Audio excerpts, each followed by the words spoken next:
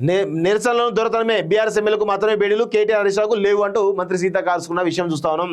Harish versus బట్టి ఇక అప్పుల గురించి వీళ్ళు మాట్లాడుతూ ఉన్నారు.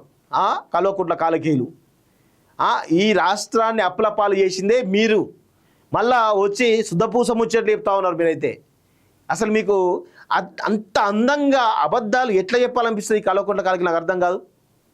అప్పుల గురించి దాని గురించి దీని గురించి కానీ చాలా అందంగా చెప్తారు. మళ్ళీ వీళ్ళు ప్రజలు నమ్మేటట్టు చెప్తారు వీళ్ళు ఈ అబద్ధాలు చెప్పడంలో. అందుకే వీళ్ళని కల్వకుంట్ల కాలకీలు ఎందుకంటే ఇందుకే అంట. అసెంబ్లీ వేదికగా బాబామదుల బలాబలాలు ఉనికి కోసం పోటాపోటీగా ప్రోగ్రాం, సర్పంచ్ వీళ్ళపై హరీష్ వాకౌట్, లగచేళ్ల ఘటనపై కేటీఆర్ కూడా వాకౌట్, వీళ్ళందరూ వాకౌట్ చేసిన విషయం తెలుస్తుంది. ఒకరి ప్రోగ్రాంలు మరొకరికి వెళ్ళదని కండిషన్. పాపం ఎమ్మెల్యేలు ఆగమాగమవుతుంది. బాబామదుల ఫైట్ ఒకవైపు, ఎమ్మెల్యేల పాపం వాళ్ళ బాధలు ఒకవైపు.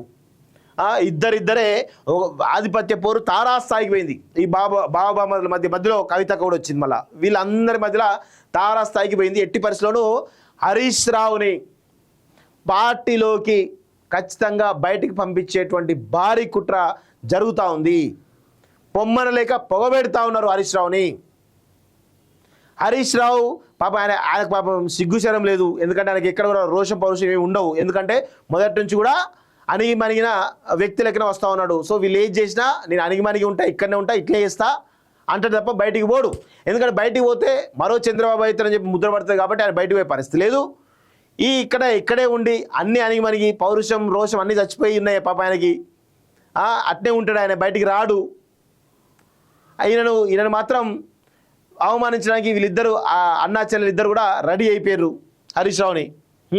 భలే గేమ్ జరుగుతుంది. బయటికి మాత్రం మీడియా ముందు మాత్రం బాబా వీళ్ళంతా బాబామరుదులు ఎక్కడా ఉండరు అనుకుంటాం.